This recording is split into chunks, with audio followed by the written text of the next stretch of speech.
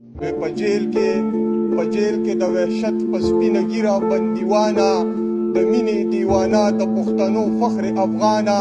د نن غیرت بابا د صبر لویه پهلوانا په جون پسې ملنګه د مجبورو زړونو خانه د حسن پسرليه د خبرو ګلستانه د ننګ او د غیرت د قافلې روح روانه د خپلو بوډاګانو د خوږې مینې جانانه د نرو شازلمیانو د سرتاج بابا جانا